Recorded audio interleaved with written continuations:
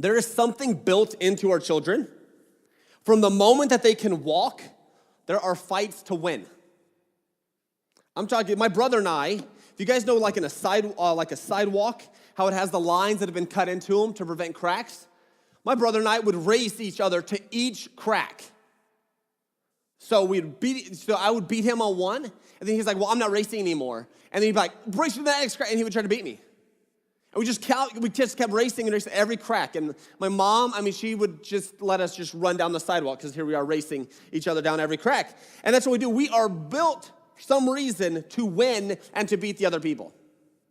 Thea already tries to beat Vera at it. Poor Thea doesn't stand a chance yet. She's getting there. Thea will cheat and do other things and tries to do it. And here in probably a few months, Petra is going to be trying to do it as well. We are built to win. Now, sometimes, though, in order to win, we would not tell each other when the race would start. Have you ever had that happen? So it's on your mark, get set, and then go. And then they're not even ready. And that way you can get like four steps ahead of them to make sure you win. And the reason you do that is because in your mind you've already lost. See, the reason why you have to cheat in a race is because you're already afraid you're going to lose. That's why you have to give yourself an advantage. That's why you have to give yourself a little one-up. Because in your mind, you know in a one-on-one competition, you've probably lost the race. So we cheat. We try to adjust the game. We make the playing field a little uneven so we can do it. See, we play like losers. We already think we're a loser, so we're like, okay, I'm going to adjust the playing field. I'm going to adjust what is going on. I'm going to tilt this game in my favor so I win. The account of Jacob and Esau, two twin brothers, is an account of two people seeking to rig the deck against each other, and in the end, both ended up as losers. When you seek to live for yourself, there are no winners. Now, in the account of Jacob and Esau, in the book of Genesis, there are three major encounters between the two. There's two major interactions between them, two of which we're going to discuss today, and one more here in a few weeks.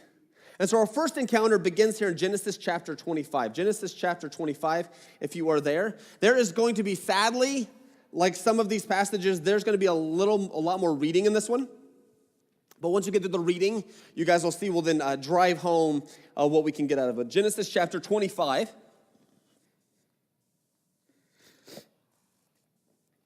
Genesis 25, verse 22.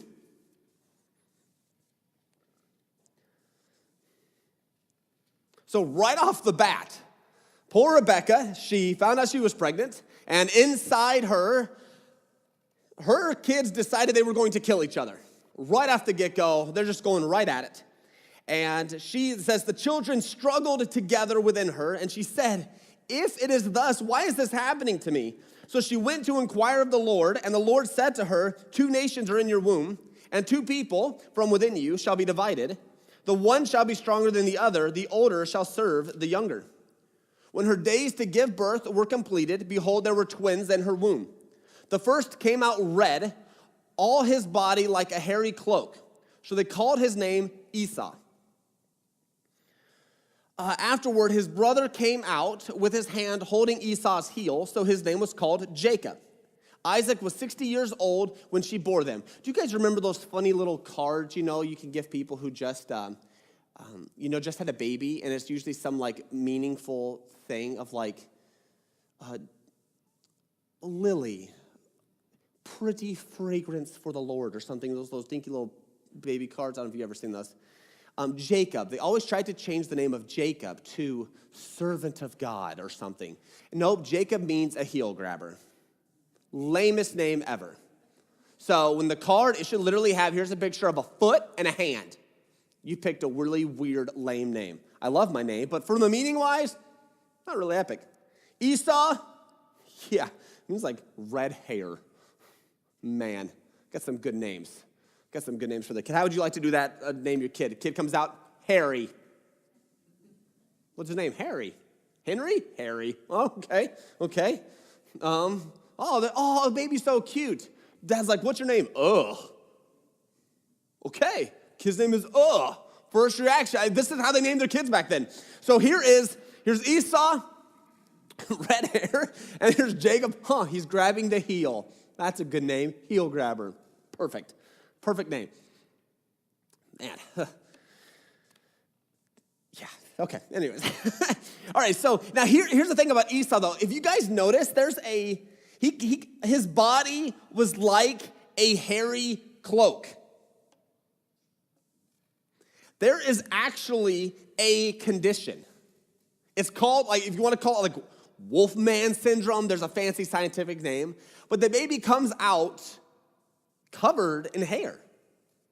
And it's not until he or she hits puberty where the hair then really grows, and they literally look like a wolf man or wolf woman. They're just covered in hair. Look it up. There's a guy down in Mexico called Danny Ramos Gomez, and he's it, and he made it sort of popular, and he is covered in it, and there's nothing wrong with him. He just has hair. So I am 99% confident that the emphasis placed on Esau being covered in red hair, he probably had some level of this, and he came out with red or brownish, that sort of strawberry color, but he came out red. And so that's who he was. So he came out as, Dad's like, he's hairy. Okay. And he's grabbing a heel. Boom, you have your names. All right, so when the boys grew up, Esau was a skillful hunter, a man of the field, while Jacob was a quiet man dwelling in tents. Isaac loved Esau because he ate of the game, but Rebekah loved Jacob. Now here's the first encounter. Once, when Jacob was cooking stew, Esau came in from the field and he was exhausted. And Esau said to Jacob, let me eat some of that red stew, for I am exhausted. And therefore his name was called Edom. And Jacob said, sell me your birthright now. And Esau said, I am about to die. Of what use is a birthright to me? So Jacob said, swear to me now. And so he swore to him and sold his birthright to Jacob. Then Jacob gave Esau bread and lentil stew, and he ate and drank and rose and went his way. Thus Esau despised his birthright. So the first encounter we see of these two is Esau has been out in the field, he's been out hunting, and he comes back in and he's exhausted, and if he does not eat within the hour, he knows he is going to die.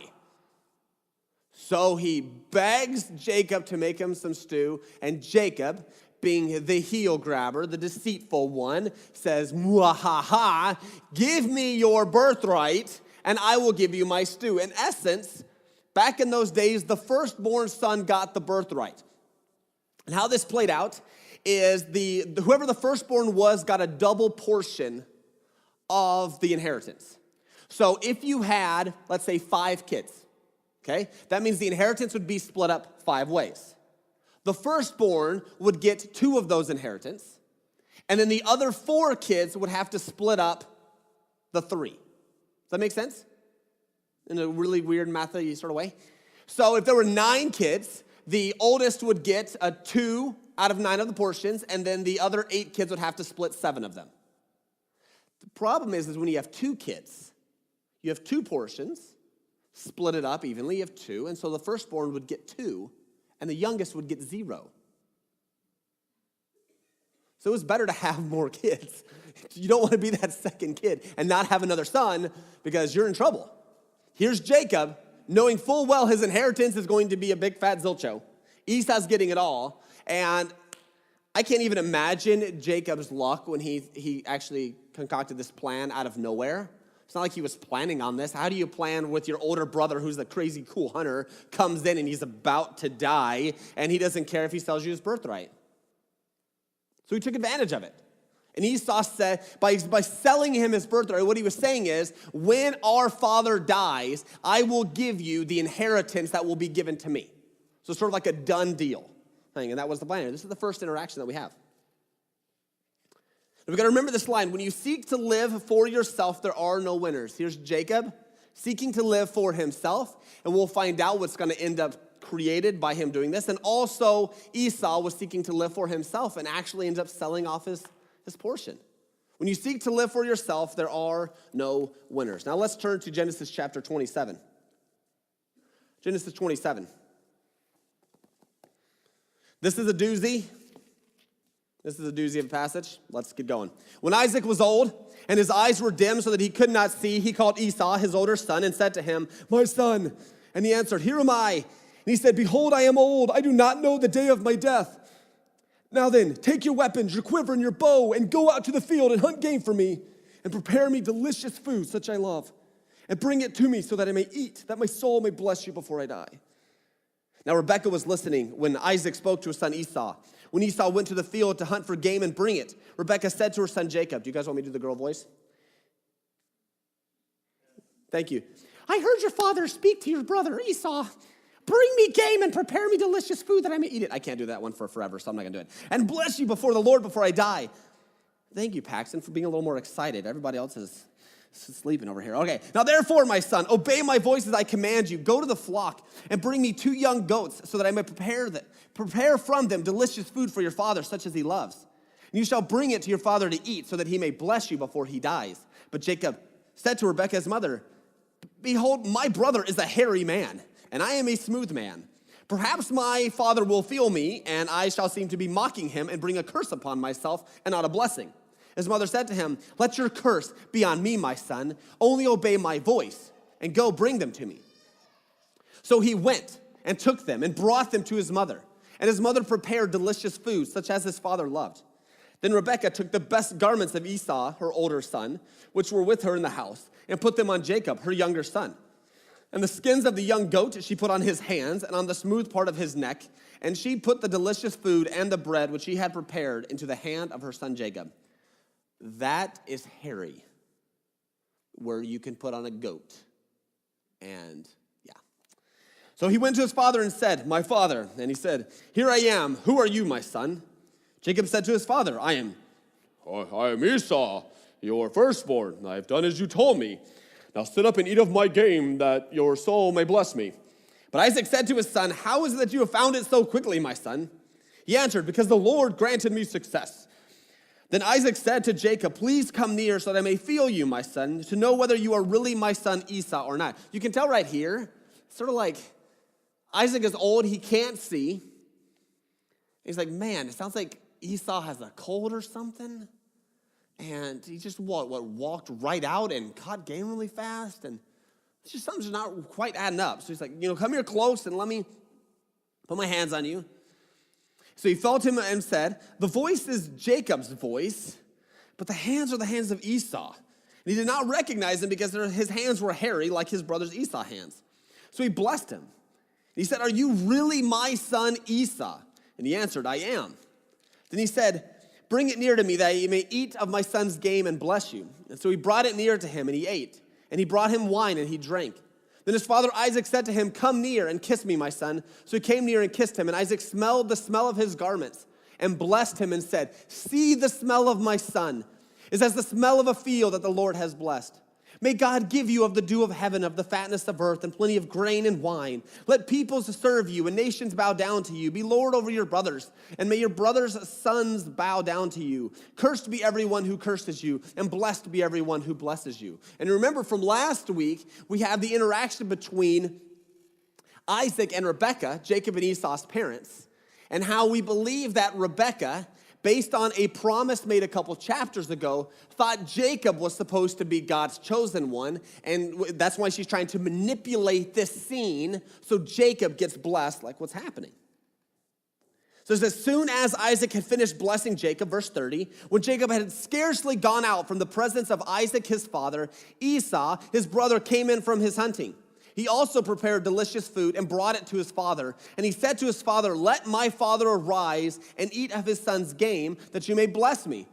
The timing of this is incredible. Jacob just finishes. Could you imagine what would happen if Esau was right there at the doorway as Jacob came out looking like a weird goat man? Yeah, that's exactly. There would be a brutal beatdown would be happening. And so he just misses. Now, what verse was I at? Okay, then verse 32. His father Isaac said to him, "Who are you?" He answered, "I am your son, your firstborn Esau." Then Isaac trembled very violently and said, "Who was it then that hunted game and brought it to me? And I ate it all before you came, and I have blessed him. Yes, and he shall be blessed." And as soon as Esau heard the words of his father, he cried out with an exceedingly great and bitter cry and said to his father, "Bless me even also, O my father."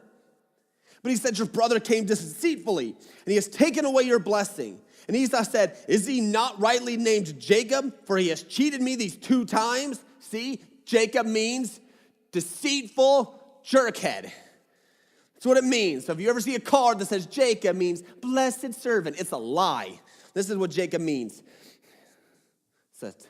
I'm like bashing my name here. Who cares? Okay. "For he has cheated me these 2 times. He took away my birthright, and behold, now he has taken away my blessing." Then he said, "Have you not reserved a blessing for me?"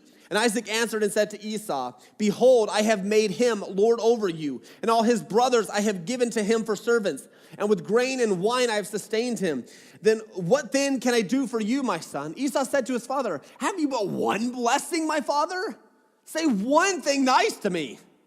Bless me even also, my father." And Esau lifted up his voice and wept. And we'll explain the significance of this blessing here in a little bit, because to us, it sounds sort of goofy that your dad can't say one nice thing about you.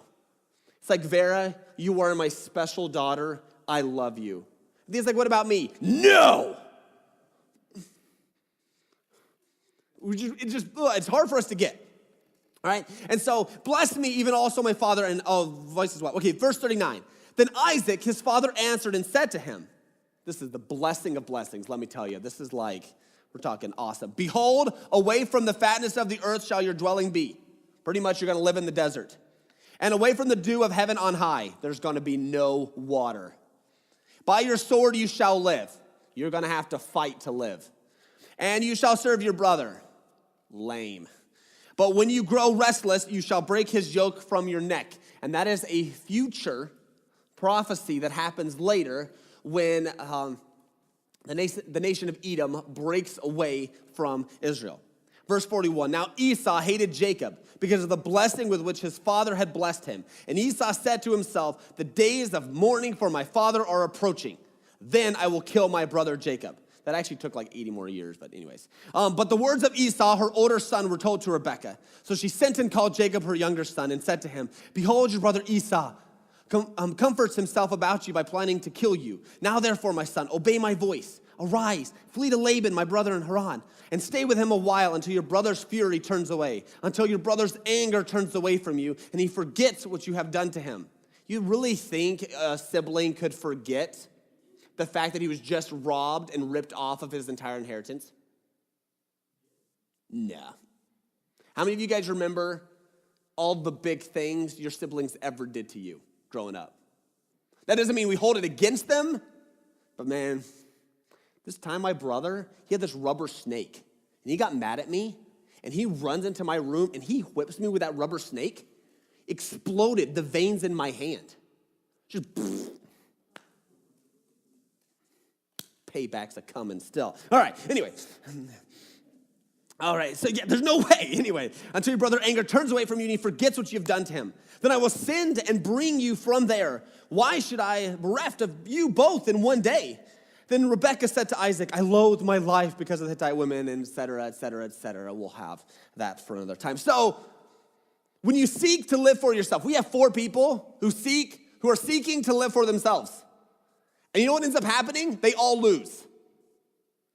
They all lose. As a count of this one thing, Rebekah sort of disappears off the Bible. Isaac, his life sort of becomes meaningless. Esau tries to murder Jacob. Jacob goes, "It's just a mess." See, when you seek to live for yourself, there are no winners. There are only losers. And so we have 4 lies of a loser. 4 lies of a loser. These are statements that a loser tells themselves in order to justify themselves. We have 4 of them. And we see here in this account 4 lies that creep up. They creep up over and over and over and over again. And as a result of buying into these lies, they end up destroying their family. The first lie, there can be only one winner. There can be only one winner. That's it. See, there's this idea of this blessing between the significance of the blessing that was supposed to be passed on. And I mean, to us in an American idea, to be honest, if my dad blessed me or cursed me, I would be sad if he was like, you're just a big loser, son. Good luck in life. It'd make me sad, but it's not like the rest of my life I would just go around, well, my dad didn't think anything of me, so I can't live now. Just go live under a bridge. It doesn't really affect us now. It doesn't carry with it the same weight. Now, I love my dad. I'm just saying his opinion still matters, but you guys get what I'm saying. So here, though, I mean, they really place this giant emphasis on this blessing. Because back in these days, God used, because of the way God worked in the patriarchs, Abraham, Isaac, and Jacob, this blessing had a prophetic thing with it. So yes, with the blessing came the inheritance, or the plan of the inheritance and how they were going to bless. But usually prophetically, God used these opportunities to prophetic and actually sort of explain what's going to happen to them. And so Isaac tries to take this in his own control, because God, a few chapters back, had already explained what was going to happen in, chapter 25, verse 23, 2 nations are in your womb, 2 peoples are from within you shall be divided, one shall be stronger than the other, the older shall serve the younger. And Isaac took this matter into his own hand and was like, hey, I'm gonna make the younger serve the older, because that's the way it's supposed to be.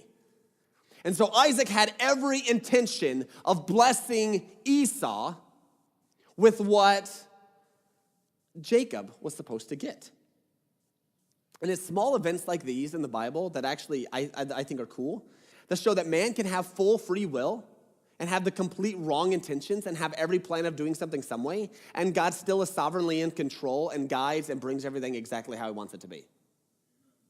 And so the sovereignty of God is not affected whatsoever by the free will of man. And that's really cool. We see that. He has every intention of blessing him, and God just sort of lets this deceitful thing play out. And Isaac realizes he's caught. He violently reacts. It's crazy.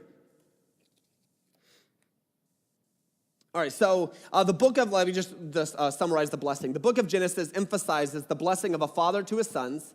The patriarch Abraham, Isaac, and Jacob all gave formal blessings to their children. And in Jacob's case, to some grandchildren. Receiving a blessing from one's father was a high honor, and losing a blessing was tantamount to a curse. And so this is why Esau is begging for something nice. But here's the thing I think Esau needed to realize is they all acted like only one person succeeded. They all acted like there was only going to be one winner. But I mean, to Abraham, God says, I will make you a great nation. This is Jacob and Esau's grandfather. I will bless you and make your name great so that you will be a blessing. And then to Abraham, he says, I will bless those who bless you, and him who dishonors you I will curse. And in you all the families of the earth shall be blessed.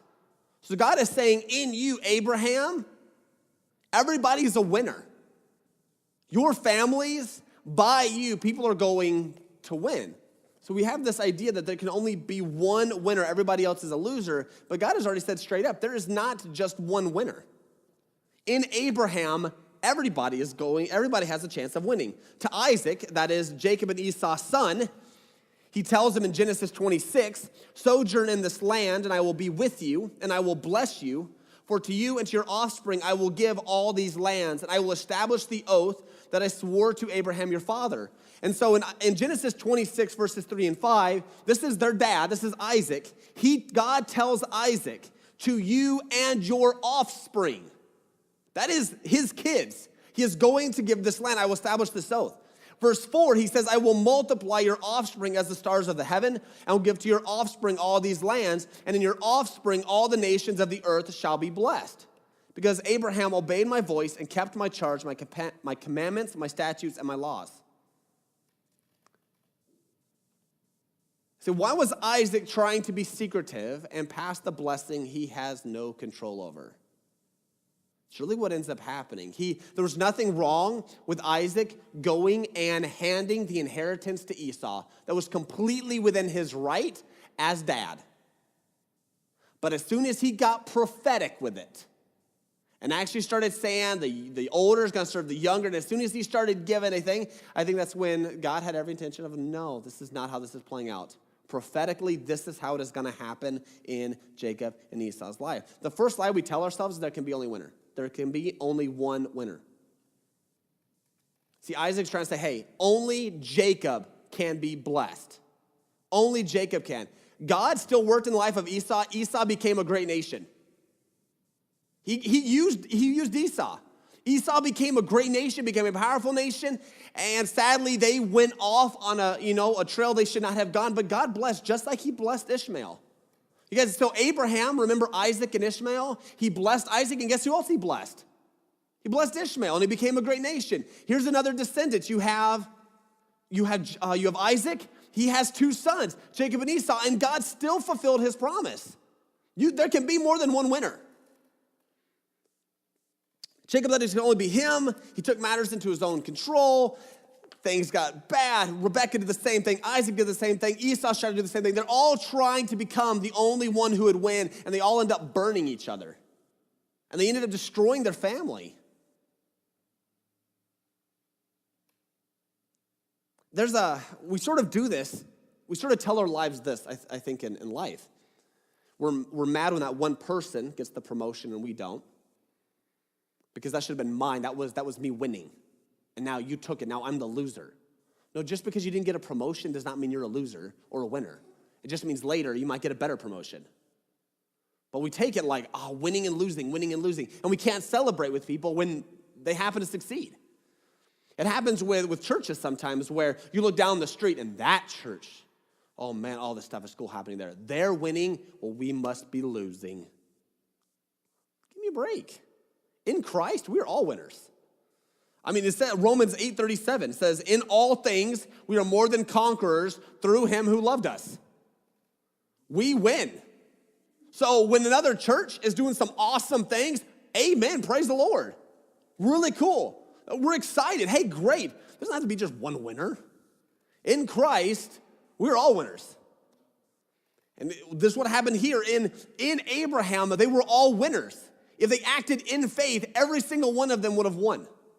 Who cares who's front and who's serving not? I mean, if you're serving and the winning team, we think about it. You know the backups, played for the Broncos, won last year, the Super Bowl. You guys remember that?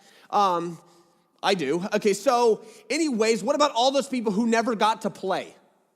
You think they're like, man, I'm a loser. I didn't get to play football. Psh. Got that giant $80,000 ring on. You think they think like that? No. They won. So just because you're serving doesn't mean you're losing. You win. So the first lie is there can be only a winner. So the truth is, through the blessing or through the grace of God, we are all winners. All right, let's go to the next one. The next lie that we tell ourselves is we do not share a connection. Now look at verse 6 through 10. Chapter 27, 6 through 10. I want you guys to notice this. When you read through it real quick, you don't really pick up on this. I didn't. So Rebekah said to her son Jacob, I heard your father speak to your brother Esau. Bring me game and prepare for me delicious food that I may eat it and bless you before the Lord before I die. Now therefore, obey my son, obey my voice that I command you. Go to the flock, bring me 2 young goats, so that I may prepare them delicious food for your father, such as he loves, and you shall bring it to your father to eat, so that he may bless you before he dies. Now, why doesn't she say, I heard my husband speak to my son Esau? There's no connection there. There's this emphasis on your father, your son. Have you guys ever done that? People who are married, they're like, your father, no, or your mother, da-da-da-da-da. Or we look at the kid like, that is totally your mom. We start to distance ourselves from it. Because clearly, Vera, I don't act whatsoever in that way at all. You totally got that from your mother. Because as soon as I say, you're getting that from my wife, you know what I'm doing now? Well, if she does this goofy thing, what does that make me? Because I married the person doing the goofy thing. Oh, man. We try to distance ourselves from it. We try to distance ourselves from that connection. We try to push it away as far as we can. The fact is, I married her. So if she does something dumb, I'm dumb with her. Because we're connected. What we try to do, we try to push off the connection because of what happens. Rebecca is disowning the connection between her and her husband and her and one of her sons. She has to do that because of what she's about to do. See, by placing it all on Jacob and putting the connection on Jacob, now when she does the mean thing, it's not as bad. Because it wasn't like she was doing it to her husband. No, she was doing it to Jacob's father. It's not like she was really ripping off one of her children. No. She was trying to protect her son. You guys see how we're playing around with the connection here? And this is the lie that we tell ourselves oftentimes is we do not share a connection. And we do this to people a lot. We try to push off. See, we celebrate one style of preacher over another. We look down on those with broken homes, and I would never do that. In all sorts of ways, we sort of push off and try to disconnect from people. We mock those who play Pokemon Go while we sit in front of our soap operas or on Facebook. We're like, I would never have done that when I was a kid. Yes, you would have. You guys played with little G.I. Joes, you know? You guys would have totally done Pokemon Go. I mean, it just happens. We try to distance ourselves from it because when you can distance yourself, it's easier to judge. It's easier to be a jerk. It's easier to act like you're much better than they are because you've created distance between them. We make political stands where it's us or them. Oh, you're a Democrat? Try to do this goofy stuff. It's like we try to create, because what happens is once we distance ourselves, man, it is free reign. We can do whatever we want to them. And we feel justified because they're not really like us. We judge the millennial generation, my group and those younger, and accuse them of all sorts of garbage. And we can just keep going. See, we try to distance ourselves. We can't connect with them. And then we can say, we can pass our judgment. This is the lie of a loser, and this is what happens here. Rebecca disowns her connection with her family. And she broke her marriage. She disconnected. And allowed her to, and this, the curse is for me, not you. She's just trying to disconnect and stop owning it. This is a lie. See, instead of creating distance between us and a certain group of people, we should actually be stepping in and reaching out towards them. Instead of, we need to try to empathize and connect because all of us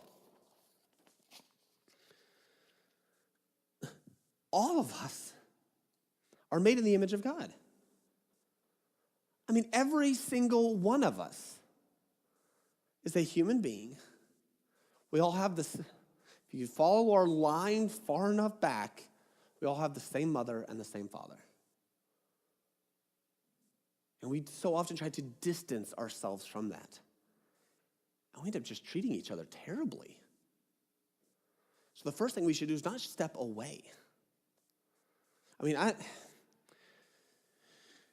without saying a lot of things on the whole racial thing that's going on, Black Lives Matter movement, police lives matter, all lives matter, the whole thing. I think we should, one, stop viewing it as their color issue, their race issue. Because when we do that, we're once again putting distance between us and them. It doesn't matter. I'm going to say this. It doesn't matter if they're right or wrong in how they feel about what's going on around them. The fact is they feel, and many of them feel that way. We got to step into it. Try to empathize and connect, even if we disagree, or even if our twist is a little bit different, or our perspective, or whatever. Instead of trying to create distance and correcting them and say, well, all lives matter. Or something like, no, I think we should just stop it.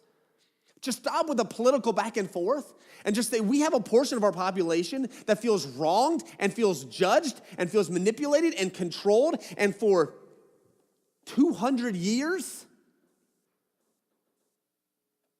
they lived in massive slavery. And that's something we don't understand. I think we should step into it, whether we agree or disagree with their perspective, and stop creating distance and listen to them and empathize and try to connect with them. Because what ends up happening, guys, as we're seeing, we've created distance. And all we're doing is making it worse. We're trying to distance ourselves. We're not trying to share we have a connection. They are not a different race. Somebody with a different skin color is not a different race. They are a human. They are a person. They are just like me. We need to build that connection with each other. When we establish that connection, when we establish that truth, we treat ourselves so much better. Even with the pastor and what people say about me and to one another, we have to build that connection. He's the human. He's hurting. She's a person just like I am. And she's probably getting beat up right now. And I don't understand. I don't know what. And we reach in that way. We got to remember that connection and stop falling for this lie that there is none. All right, point three. Manipulation is an acceptable means to an end. Manipulation is an acceptable means to an end is the third lie. Now this is to control, definition of manipulation, to control or influence cleverly or unfairly. Now I'm saying with manipulation, when you try to uneven the playing field, you might get what you want temporarily, but the result is usually the opposite of what you intended. In the end, it's going to end up backfiring on you. Manipulated control is a never-ending quest to satisfy the ever-changing desires of your heart. Manipulated control is a never-ending quest to satisfy the ever-changing desires of your heart. And these are some of the things that manipulation does.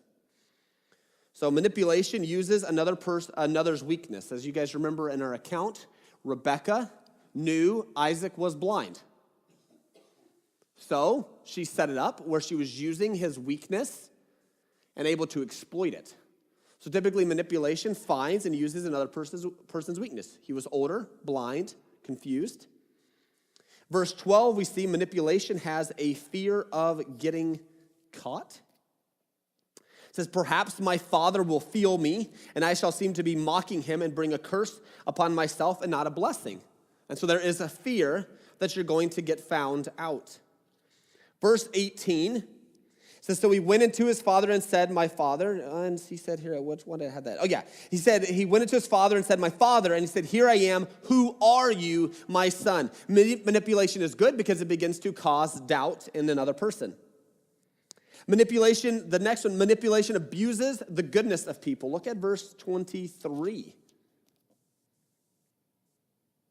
It says, voice is Jacob's voice, but his hands are the hands of Esau. And he did not recognize him because his hands were hairy, like his brothers Esau's hands. So he blessed him.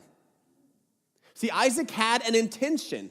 Now, I'm not saying whether Isaac was right or wrong about trying to pass the blessing like it was, because I think he was wrong. But just from if we just take a step back from it and look at it, Isaac had an intent to bless Esau. That he had a good intent to do it. And manipulation, what it does is it uses that and twists it. And that's what happens here is Isaac had every intention to bless and do good to Esau, and Jacob used it, twisted and manipulated it back towards himself. He uses it and abuses the goodness of people. Manipulation never feels quite right. Look at verse 27. After what we've seen, it leaves you with a very dirty feeling. So Isaac is so excited to bless Esau. And he says, see, the smell of my son is the smell of a field that the Lord has blessed. I mean, like, if we didn't read all the manipulation there, this is a father's honest blessing to his son. I mean, that's what it is. This is Isaac's genuine. There's motivations right, wrong, how that played out, we don't know. But this is an honest thing to his son. And he says, see the smell of my son. He says, the smell of the field that the Lord has blessed. May God give you of the dew of heaven, of the fatness of earth, and plenty of grain and wine. Let people serve you, nations bow down to you. It's good. Such a good statement. And you feel sort of dirty after you read it because it's not even going to the right person. Manipulation never feels quite right. See, there's something about knowing you are the fastest kid. You know, like when you cheat and take a couple head start, you know, I probably didn't win. It doesn't feel right. It doesn't feel like, yeah, I beat this person. Fair and square, I won. I beat him. Mark McGwire, I don't know if you guys follow baseball at all, but Mark McGwire was in the 90s. He used to hit like a bajillion home runs. And you're like, yeah, this guy's like awesome. And then he was caught for performance-enhancing drugs. And looking back, we're like, yeah, he did all that sort of cheatedly-ish. You just sort of feel dirty about it, don't you? You don't really know how to take it. Manipulation does this.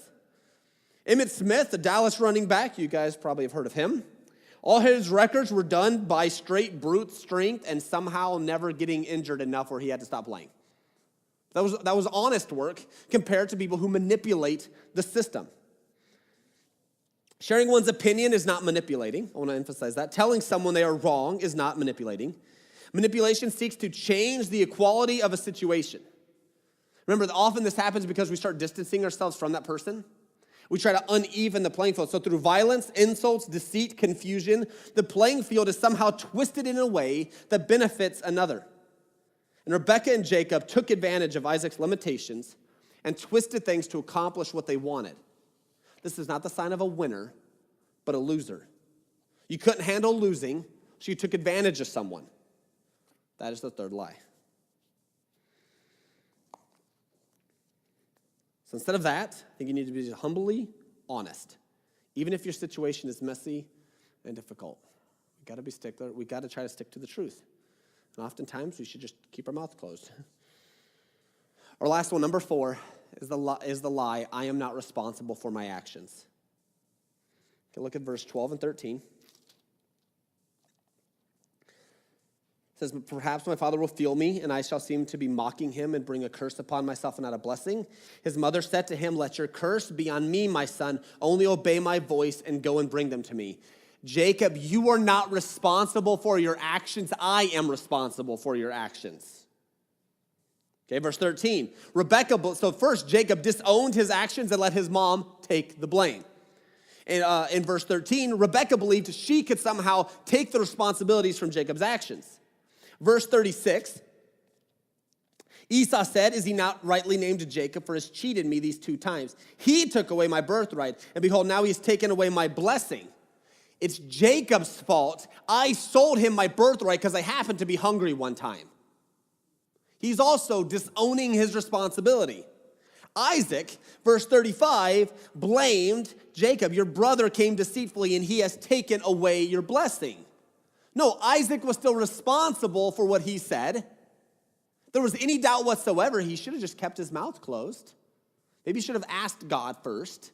So all sorts of numerous things. But we all tried to blame others. It's their fault I responded the way I did. It's their fault. It's their fault. It's never my fault. It's never my fault. You are always responsible for your actions, no matter the circumstances around it.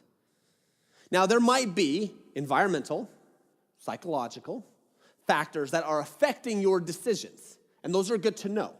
But you are always held responsible for what you do. You're always.